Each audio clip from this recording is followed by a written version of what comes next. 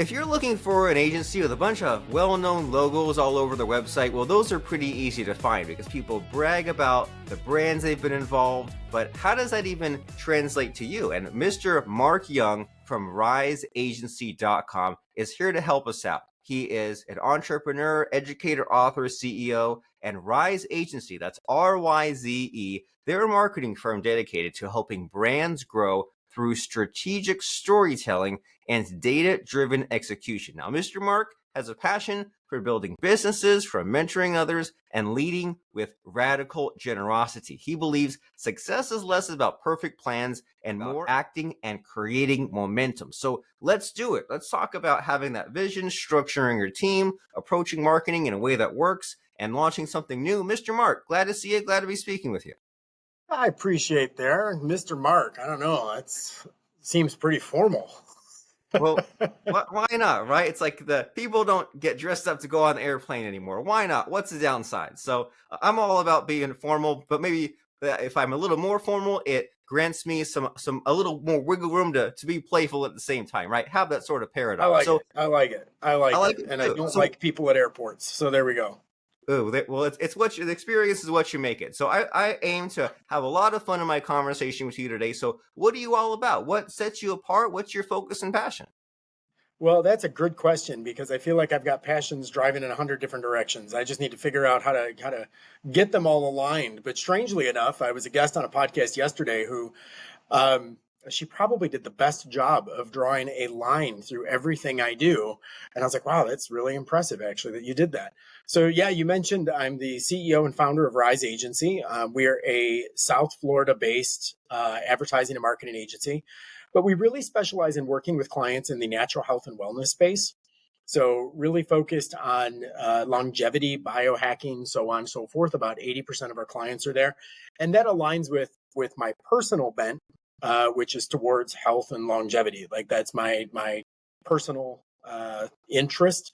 So that's where a lot of our work plays in. A lot of my contacts there. I also speak in that realm and have influence in the wellness space, which I quite enjoy. I am the CEO as a side project of a medical device company that actually uses isometric hand grip exercise to reduce blood pressure and lead an FDA clinical trial with that company right now. I run my own podcast. I write books. I'm involved in everything, it seems. So what is the line that string that ties all of that together? I would say it is my desire to educate people about things that make their lives better and then help them tell their stories. That's what I enjoy. Very nice.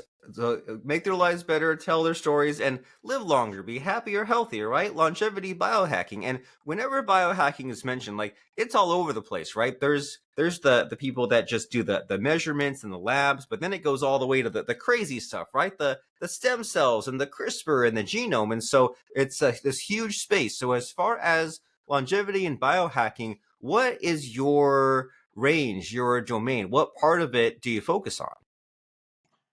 So you had a super wide range of things that you just threw in there because you went everywhere from, biohacking to CRISPR.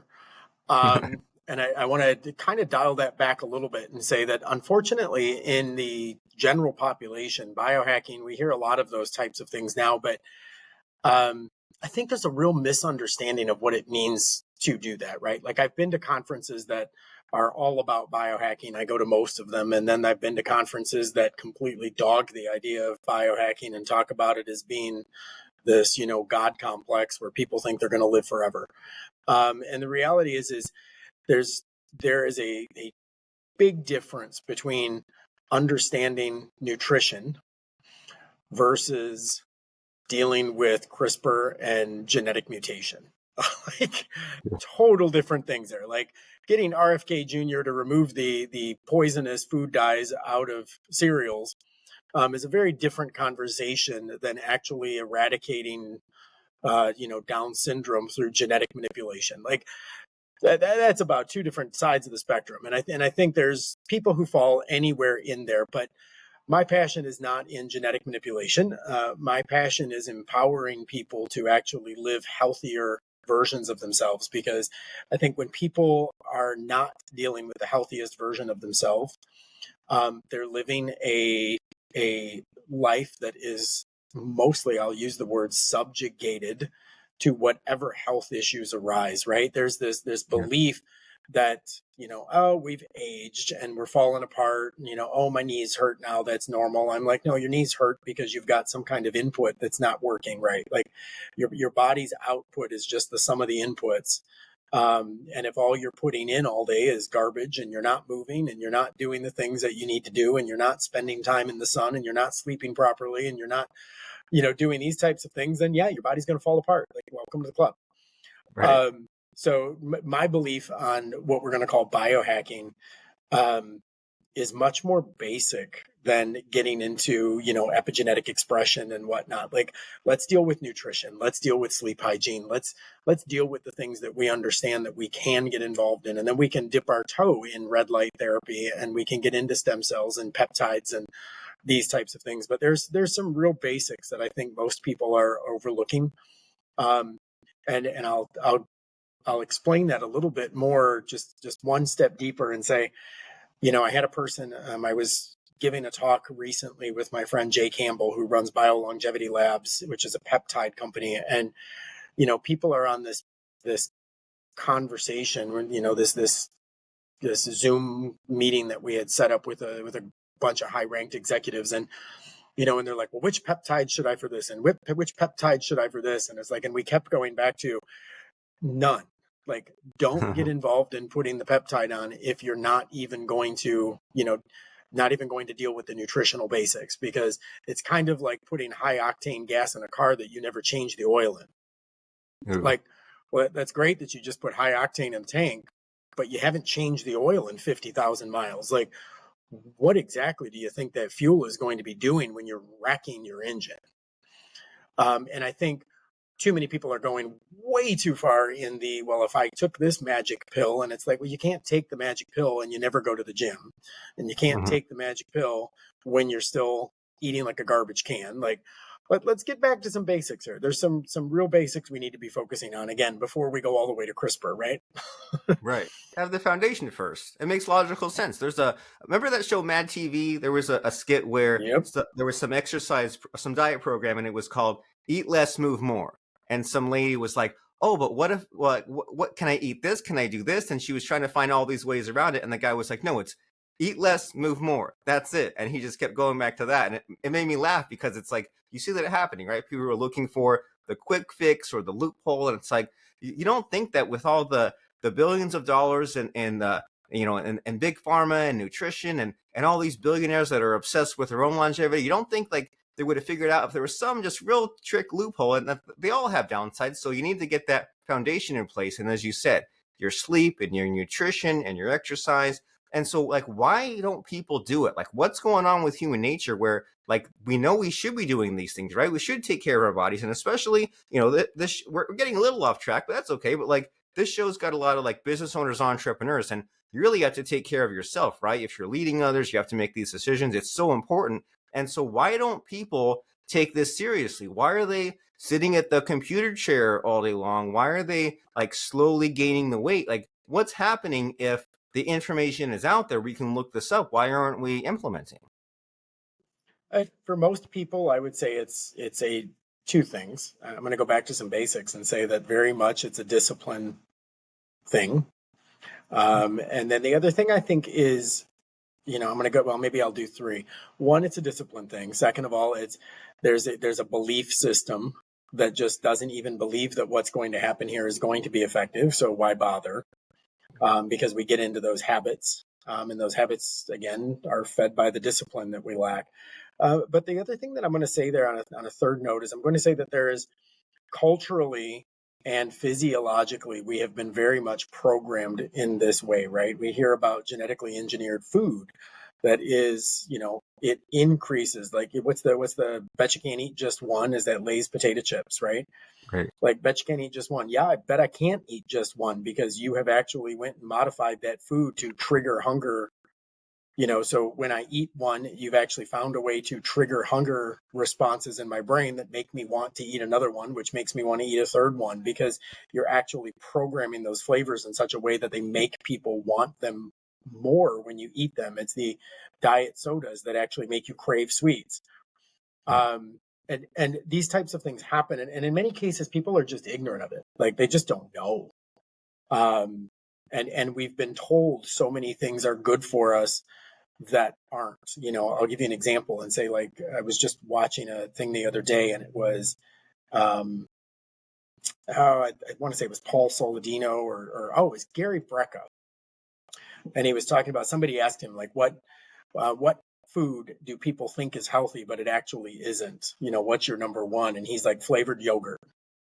And he Ooh. just was fast to respond. And they're like, flavored yogurt, why do you say that? And he's just like, because we use yogurt like a prebiotic, that where we're actually putting fermented foods into our stomach, which helps with gut culture and whatnot. And he's like, problem is that you've mixed it with an artificial substance, which is for the most part bacteria. And he's like, so you've put bacteria into a probiotic, which means you've killed any of the probiotic that actually exists in the yogurt. So you might as well just be eating candy. And you're just like, that's amazing. He's like, if you want to just eat straight up plain Greek yogurt, do it. He's like, that's amazing food. And he's just like, but the minute you start, putting artificial flavors and all this other in, he goes, if you want blueberries in your yogurt, put blueberries in your yogurt. Right. Like, why do you have to eat blueberry flavored yogurt? Like, you're actually hurting yourself by doing that. And you don't even realize what you're doing. And then you walk away happy with yourself because you think you did something great. Right. And it's like, that's crazy, right? Like, we think we're doing the right thing when in fact we're doing something absolutely terrible. And I think we've been miseducated. It's the food pyramid, right? It's, stay away from meats and eat lots of grains. And it's like, well, I wonder who built the food pyramid. Could it have been the farmers? Like, what ended up happening that taught us something wrong? And I think that's where we are. We're in a as a nation right now. I believe we are actually in what I can best call a state of unlearning. And I think that's important for everybody to pay attention to. Yes, that's huge. That there's this war on information basically coming at us from all sides, and it's like it's up to us to have the I don't know what you'd call it, information literacy, and be able to parse that and be able to say, like, okay, well, will I be gullible and will I say, oh, the flavored yogurt, it's fruity, it's good for me, and you're like, hey, cut out the middleman, get out the actual berries. And I have to admit, Mark, like I didn't even know how to like read the nutrition information until maybe like 10, 12 years ago. And like I didn't know, like, oh, 100 calories, 200 calories, like, is that a lot? How much is that? And then I became a dad 5 years ago, and when I started actually looking even closer at the back of some of those boxes, it's like, okay, so it's oatmeal, but it's kids oatmeal. And what's the difference? Oh, it's got way more sugar. It's the only difference. And it's like so it's 100%. terrifying, just some of these things that they've done. And if you blindly say, like, oh, it's the marketing, look at the picture, but you look at what's actually in there, and it's like, it's scary, it's terrifying. And so there's a lot of awareness to be had, right? There's a lot to break through. And so how does this relate to these like biohacking clients you have? Like what's sort of the message that needs to get out there? Like, how do you help? Well, I think in many ways. So, as a marketing agency, um, I mentioned earlier helping people tell their stories, right? Like when a brand comes to us and says, "Look, we need help in the marketplace," one of the things that we help do is really break down that story in a way that that actually synergizes with the public, right? Like people need to understand that there's a marketing machine working against you in many ways. And we're actually helping brands tell their stories in a way that's meaningful to the general public, that people understand, that people understand from a marketing perspective. We need to talk about benefits, not features. And that's often a problem because we talk about, too many brands want to go out there and tell everybody all about themselves. And I'm like, I really don't care about you. I want to talk about me, but enough about me. What do you think about me? That's our favorite topic, right? And when we talk about brands that are telling their stories to the world, they're too busy telling the story about themselves.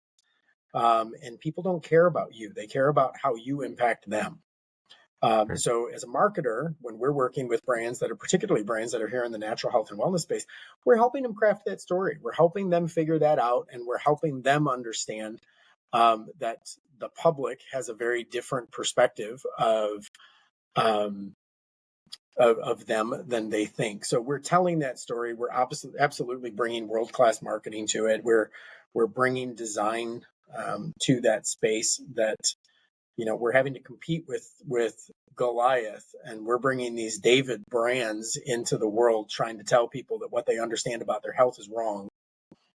So it requires a real education funnel. So we are constantly creating educational materials. We are constantly bringing that type of material to the forefront, so that we can increase awareness in a general population. It sounds like a lot of fun. Sounds like a lot of little problems to solve, right? There's the storytelling aspect to wake people up and talk about the the benefits, not the features, and to be talking about the people, not just be talking about yourselves, right? Talk about what your nutritional company does for me, right? Mm-hmm. Not just how hard you work. Well, that's great. We'll keep it to yourself because only you care about that. And then having the education funnel to kind of unlearn, deprogram, reframe what needs to be known about the health and wellness space. And so speaking to that, right, that stories are always great for a bunch of reasons, right? It's how we've communicated since the beginning of time, and it kind of helps to shift the focus off you, but also in a backdoor way, kind of shows off your expertise. So as far as that story, like, do you have a fun client story to share with us? Is there someone out there that you've helped and it's just like really podcast worthy as far as the adventure you went on? So many stories. I got so many stories. The Yeah, some fun stuff we're currently working on. I'll give you some of that. We're actually working with a brand right now that I absolutely love. It's called Slaka, Slacka. It's actually a new water company. And the water company is a what do I want to say? It is an appetite suppressing water. It's a beverage. So you actually drink the water. It's filled with paraxanthine as well as 5-HTP, which are amino acids that suppress hunger. Um, and as such, you drink the product. It tastes really good.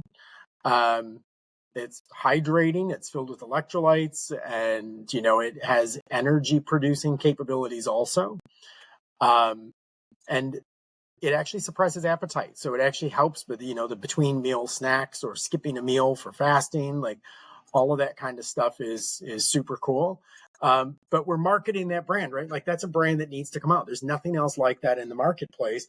And we're able to tell that story. And it's through bright color, and it's through like this 90s throwback kind of vibe, right? Like, when we think of a thinner version of ourselves, we think of a past version of ourselves. So it's a real nostalgic thing. And it's like, when we worked with that company, we really had to stop and go, okay, so what is the story we're trying to tell?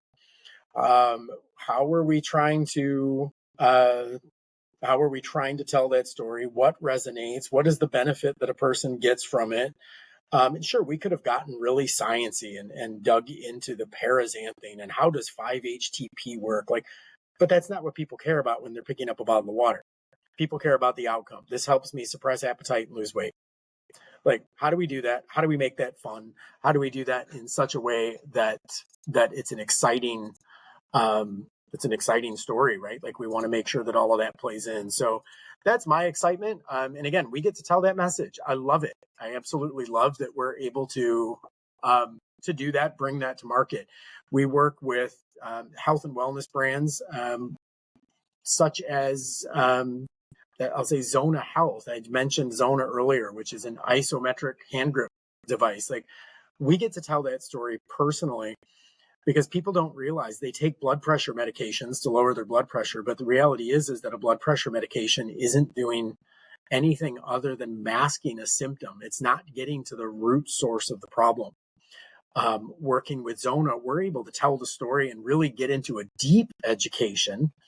And in that deep education, we're able to really dive in and make sure that people understand that medications are just masking symptoms. Like, using this device, which literally is just using hand grip, actually reduces blood pressure, because Very it ferrets out the root cause, which is arterial hardening, which is what we do. Like, so we get to tell those fun stories. I love that stuff.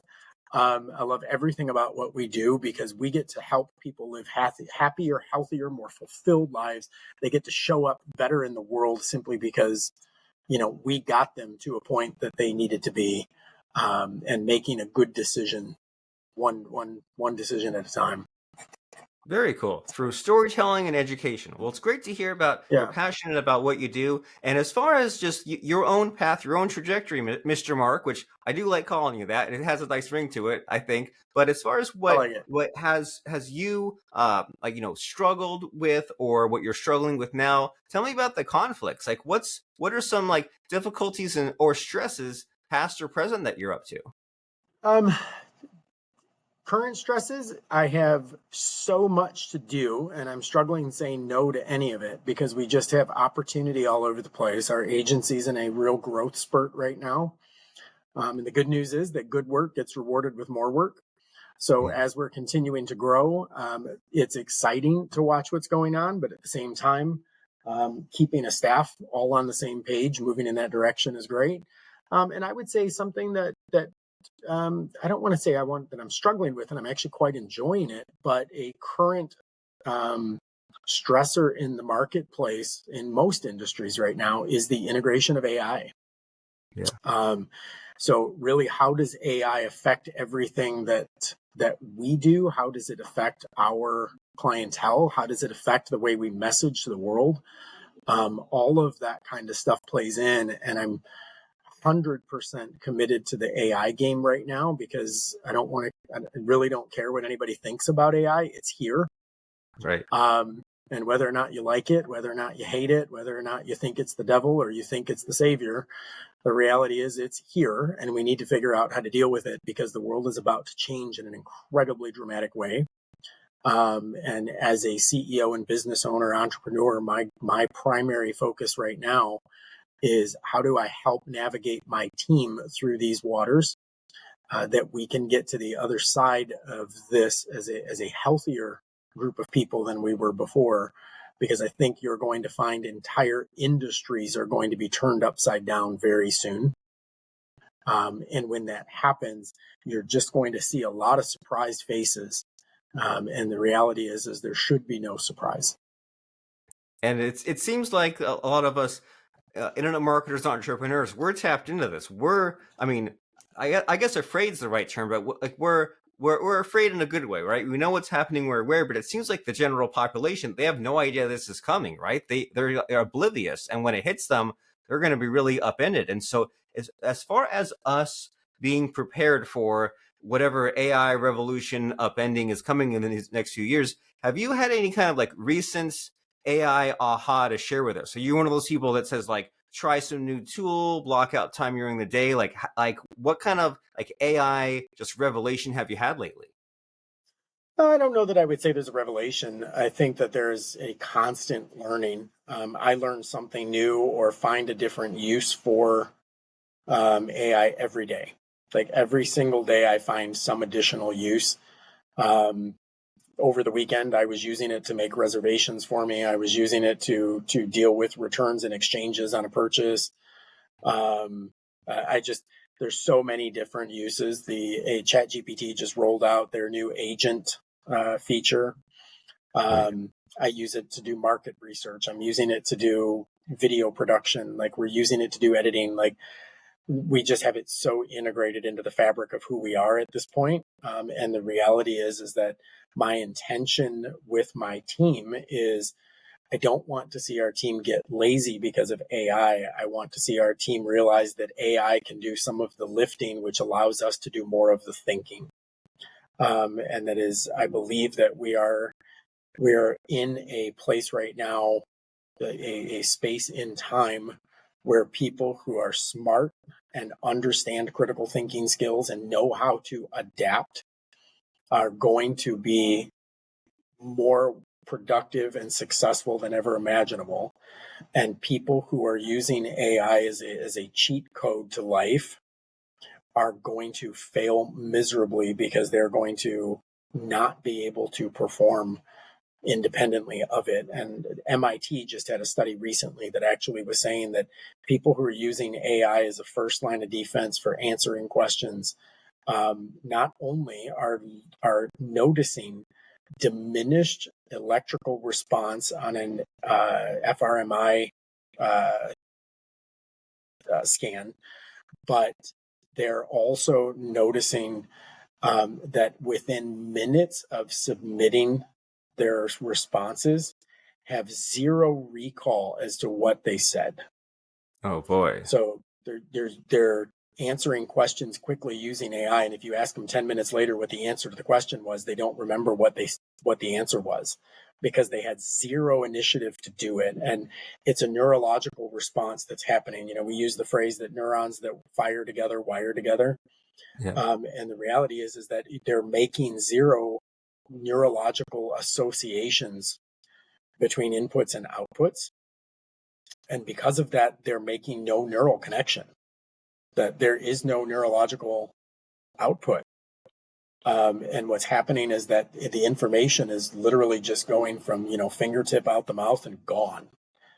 So think about it from a had dinner last night with a friend of mine who's a college professor at the University of Miami.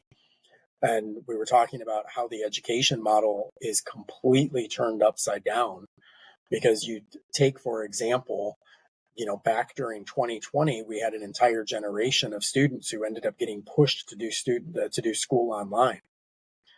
Well, now you've got an entire generation of the last 5 years who have gotten accustomed to doing school online, introducing ChatGPT.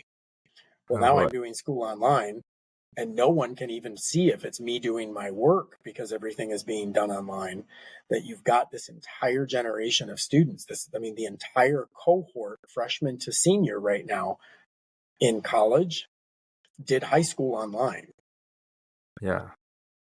Which is insane when you think about it. And you've got all of these students right now that are passing with degrees, and the education system has not adjusted fast enough back from online education. Like, you've got students out there that are literally finishing degrees in fields, and we have no way of verifying if they have any idea what they're even talking about. Right. Because they finished their degree on ChatGPT, and they, as MIT just proved, they have zero recall. It's not even like they were familiar with the concept and used it to refine their argument. They literally have no idea. And when I was talking to my friend yesterday, the conversation we were having was actually about how the higher education system needs to get back into things like oral defense and forced in-person education. Right. That this online learning model is broken. ChatGPT just completely broke the entire online learning model. Oh yeah. It used to be you take a calculus class and they have some big old equation. It took you all this Brooklyn and weeks of studying just to know how to do this one problem. And now you take a picture, it solves it for you. It even shows the steps, shows the work. It's crazy and scary. And I think what you're talking about here is so important, right? That we use it as a and you can go tool. get an applied mathematics degree.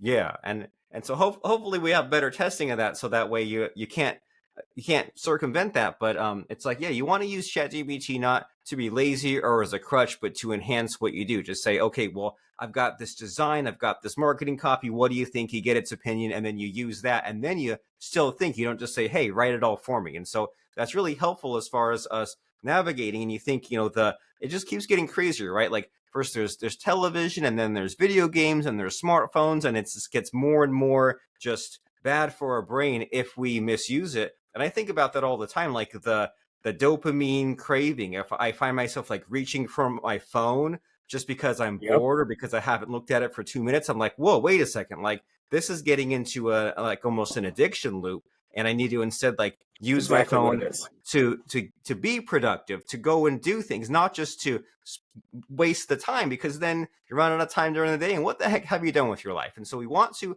accomplish amazing things in our lives, especially if we're looking to get our brand to grow through strategic storytelling. And so Ryze Agency, that's RYZE agency.com. And as far as who your people are here, Mark, you said that you like the the wellness and the nutrition, the longevity, the biohacking type of people. And so how does somebody know if they are the right fit, right size, right problem for you and Ryze Agency? Yeah, I would tell anybody who's interested in just having a deeper conversation, go visit us online. They can find me. The easiest way to find me is at themarkyoung.com. Themarkyoung.com, you can find more about me, my books, other things that I'm involved in, and then obviously reach out. We'll just set a conversation and see what happens. Very nice. So that's themarkyoung.com. You can find out how Mr. Mark leads with passion and get to know him and find out about his book. He's built and scaled multiple businesses. He's turned ideas into thriving ventures. And most importantly, he understands the challenge that you as an entrepreneur face, which is the fear of failure, the weight of decision making, and the uncertainty of the next move. But action is the antidote to hesitation. So the action that you should be making is by going to themarkyoung.com to find out about Mr. Mark, entrepreneur, educator, author, philanthropist, and travel nut. And then the agency is ryzeagency.com. Before I let you go, Mark, it's time for the scary part of the show where I try to push you on the spot. I ask about a fun quote or lesson that has served you in life or in business. So what comes to mind as far as a fun quote or lesson? Fun quote or lesson. Well, I'll go back to a quote and lesson that a mentor of mine once used, and it was actually quite entertaining. And contextually, I was, I don't want to say complaining to him, but we were talking about having nice things and living a good life and so on and so forth. And he looked at me very seriously because that's the way he dealt with everything. And you didn't know what was going to come out of his mouth. And he looked and he went, "Yeah, I have a lot of nice things. The harder I work, the luckier I keep getting." And I had to stop for a minute because sarcasm was not his sweet spot. And I started busting up laughing. I'm like, yes, that is true. The harder I work, the luckier I get. And it was this idea that the rest of the world only sees the great highlights of your life, and they see that you go on nice trips and have nice things. They don't see how hard we work behind the scenes. And I think entrepreneurs are unsung heroes because the rest of the world does not see the effort that goes into what we do. They don't understand the risk. They don't understand the sacrifice. They don't understand the sweat, the worry, and the sleepless nights. All they see is the reward. And then they want what we have. And I just have to laugh at it sometimes because, as any entrepreneur knows, unless you're a business owner talking to a business owner, nobody understands. Of course. And the harder we work, man, the luckier we just keep getting. Nice. So time to get to the hard work and accomplish amazing things. So go to ryzeagency.com and themarkyoung.com. And let's think about what some of Mark has told us about today, right? About sleep, about health, about how we need to figure out these problems, figure out our storytelling or education or marketing, and accomplish that hard work. So themarkyoung.com and ryzeagency.com. Mark Young, DFM PhD. It's been a blast. It's been wonderful speaking with you. I appreciate it. Thanks, Robert. I appreciate your time. Mr. Robert. Wonderful. All right.